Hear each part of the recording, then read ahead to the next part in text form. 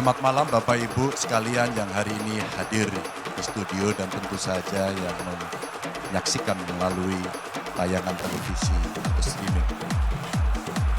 Kami membaca sekaligus mencatat persoalan luar negeri, pertahanan keamanan, dan tentu saja dari tiga ini kami akan menyampaikan poin per poin. Yang pertama terkait dengan politik luar negeri kita. Politik luar negeri kita adalah alat untuk negosiasi terhadap dunia luar, tapi kepentingan nasional harus nomor satu. Kenapa itu menjadi penting? Karena kita mesti betul-betul bisa melakukan redefinisi terhadap politik luar negeri yang bebas aktif, yang disesuaikan dengan kondisi kekinian. Ini penting karena apa? Karena kita perlu untuk memilih, memilah, dan memprioritaskan yang menjadi kekuatan, keinginan dari bangsa dan negara ini. Rakyat butuh bekerja. Rakyat butuh lapangan kerja lebih banyak. Investasi harus lebih banyak. Maka kita mesti memperkuat infrastruktur diplomasi kita. Duta besar, para diplomat, dan tentu saja inilah yang mesti kita berikan penugasan-penugasan untuk membereskan persoalan-persoalan kepentingan ekonomi nasional dalam konteks kekinian. Dan tentu saja kita tidak pernah lupa, Indonesia selalu setia pada kesepakatan yang pernah diambil. Dekolonisasi yang dilakukan mendorong, meyakinkan kita semua untuk membebaskan seluruh bangsa tanpa boleh mengintervensi satu dengan yang lain. Dan inilah komitmen kita pada kemerdekaan Palestina yang kita dukung terus-menerus. Maka kalaulah kemudian itu kita kerjakan, beberapa problem krisis iklim barangkali akan kita selesaikan dengan membawa pola-pola diplomasi sesuai dengan kekinian yang diperlukan. Atau barangkali kepentingan UMKM yang mesti kita bawa ke dunia internasional seperti praktek yang pernah kami lakukan di Jawa Tengah. Dan itu membuat masyarakat akan merasakan politik luar negeri jauh lebih baik. Pertahanan, sistem pertahanan rakyat semesta mesti kita dorong, kita lapisi dengan pertahanan yang betul-betul berlapis dan kita jadikan benteng pertahanan Nusantara sebagai sebuah satu kesatuan. Dan kita perlu melakukan penataan gelar pasukan karena IKN menjadi pusat gravitasi baru. Dan ini bagian dari antisipasi terhadap tarung global antara Amerika Serikat dan Tiongkok. Untuk itulah pertahanan kita mesti masuk pada wilayah 5.0 dengan teknologi sakti, dengan rudal hipersonik, senjata cyber, sensor kuantum, dan sistem senjata otonom. Dan itu bisa dilakukan kalau anggaran dari Kemenhan itu 1-2% dari PDB. Sehingga MEF kita akan bisa tercapai.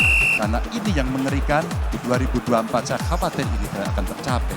Untuk keamanan, terorisme, narkoba, pinjaman online, judi online, kekerasan seksual, ini perlu mendapatkan perhatian termasuk di PPU. Maka reformasi kepolisian betul-betul harus mengantisipasi ini dengan penguatan cyber system kita, termasuk pengembangan SDM cyber yang kuat. Polisi yang menjadi pengabdi masyarakat betul-betul akan bisa mengayomi. Seperti kemudian pada saat saya bertemu dengan Ibu Mary Hugeng. Bagaimana Ibu Mary menceritakan bahwa polisi kita mengayomi dengan kesungguhan. Polisi kita hidup dengan sangat sederhana dan mereka punya integritas yang tinggi. Sebagai anak polisi, saya paham betul ini sesuatu yang sulit dan pasti akan bisa kita lakukan. Dan tentu saja inilah capaian-capaian yang akan kita lakukan oleh Ganjar Mahfud. Bismillah, insya Allah kami siap. Baik.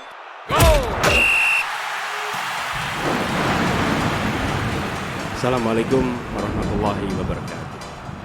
Selamat malam dan salam sejahtera untuk semuanya. Bapak Ibu sekalian, saudara-saudara sebangsa tanah air yang saya hormati, yang saya cintai.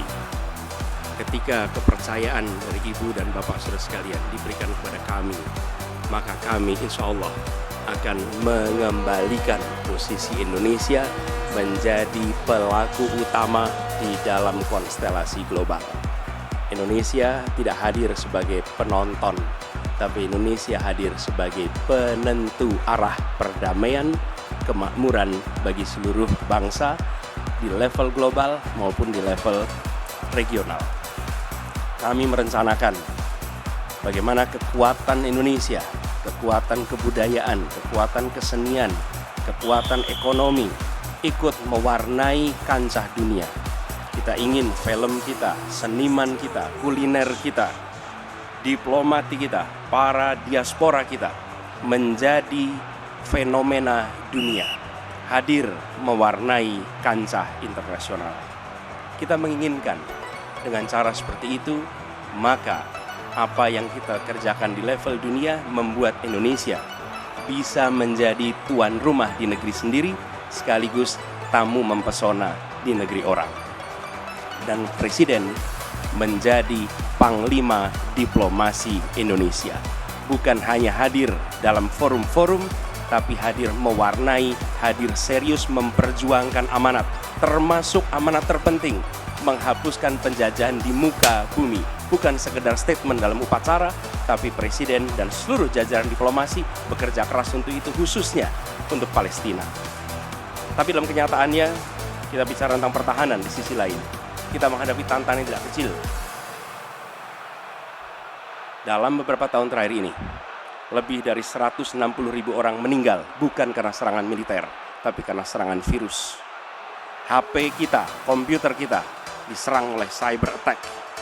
Lebih dari 800 juta cyber attack. Perdagangan manusia, perdagangan anak. Bagaimana perempuan, anak-anak menjadi korban, lebih dari 3.000 orang. Dan narkoba menyerbu Indonesia. 4,8 juta orang terpapar narkoba. Keluarga-keluarga kita menderita karena narkoba ini. Dan itu pedih sekali. Itu tingkat keluarga. Pencurian ikan, pencurian pasir, itu menandakan bahwa kita kebobolan. Dan lebih jauh lagi, ironisnya, Kementerian Pertahanan menjadi kementerian yang dibobol oleh hacker 2023. Sebuah ironi, karena itu kita ingin mengembalikan. Dan 700 triliun anggaran Kementerian Pertahanan tidak bisa mempertahankan itu, justru digunakan untuk membeli alat-alat alutsista yang bekas. Di saat tentara kita lebih dari separuh tidak memiliki rumah dinas. Sementara menterinya punya, menurut Pak Jokowi, punya lebih dari 340 hektar tanah di Republik ini. Ini harus diubah. Tambah lagi, food estate singkong yang menguntungkan kroni, merusak lingkungan, dan tidak menghasilkan. Ini harus diubah. Kami akan memulai dengan kepemimpinan yang menjunjung tinggi etika, kepemimpinan yang mengandalkan data, informasi, kapasitas yang serius. Kita ingin Republik ini berperan di level global, dijaga secara serius untuk rumah tangga, untuk nasional, sehingga kewibawaan kita adalah kewibawaan berdasarkan kekuatan. Untuk itu kita butuh perubahan. Terima kasih. Assalamualaikum warahmatullahi wabarakatuh. Baik, terima kasih Bapak. Assalamualaikum warahmatullahi wabarakatuh. Salam sejahtera kita sekalian. Shalom, Om Swastiastu, Namo Buddhaya, salam kebajikan. Bapak-bapak, ibu-ibu sekalian yang saya hormati. Malam ini kita membicara tema-tema yang sangat penting. Pertahanan, hubungan internasional, geopolitik, globalisasi, keamanan. Dengan demikian, kita kembali kepada dasar kita, tujuan nasional yang tercantum dalam Undang-Undang Dasar kita, dalam pembukaan Undang-Undang Dasar 1945, tercantum sangat tegas bahwa tujuan nasional kita yang pertama adalah melindungi segenap bangsa Indonesia dan seluruh tumpah darah Indonesia. Jadi, fungsi dari negara yang pertama adalah melindungi, berarti pertahanan. Saudara-saudara, kita memahami negara kita sangat besar, sangat kaya, ratusan tahun. Negara-negara dari jauh datang ke Nusantara ini untuk intervensi, untuk mengganggu, untuk adu domba, dan untuk mencuri kekayaan kita.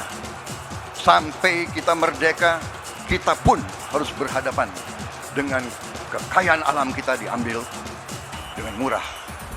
Karena itu, untuk kita menjadi negara makmur, untuk kita menjadi negara sejahtera, untuk rakyat kita hidup layak, punya pekerjaan layak, kita harus menjaga kekayaan kita. Kita harus menjaga, dan habis itu kita harus mengelola kekayaan kita. Saudara-saudara sekalian, politik luar negeri kita secara tradisi sejak awal kita merdeka adalah bebas aktif, adalah non-blok, tidak memihak, tidak ikut blok-blok, tidak ikut fakta. Ini akan saya teruskan. Dengan hubungan baik dengan semua kekuatan, kita bisa mengamankan kepentingan nasional kita. Saudara-saudara sekalian, 1000 kawan terlalu sedikit, 1 lawan terlalu banyak. Kita akan menjalankan politik tetangga baik. Saudara-saudara sekalian, kita bertekad harus punya pertahanan yang kuat.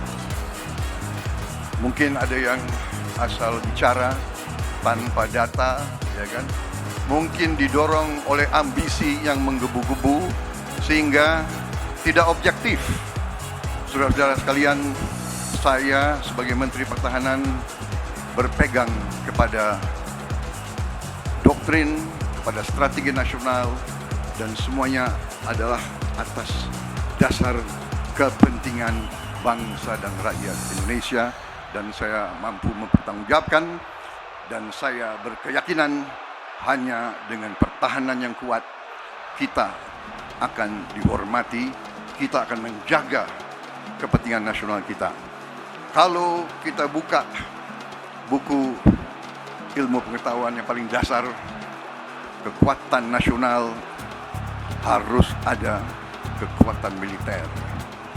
Tanpa kekuatan militer, sejarah peradaban manusia mengajarkan bahwa bangsa itu akan dilindas seperti di Gaza sekarang ini. Akan diambil kekayaannya, akan diusir dari tanah airnya. Tidak bisa tidak, kita harus kuat. Kita harus kuat. Terima kasih. Wassalamualaikum warahmatullahi wabarakatuh. Baik. Waalaikumsalam warahmatullahi wabarakatuh. Kami silakan kembali Pak Prabowo, kita berikan apresiasi yang paling meriah untuk para calon presiden pemilu tahun 2024. Sekarang diperbolehkan, silakan. Kami perbolehkan, silakan berikan apresiasi yang paling meriah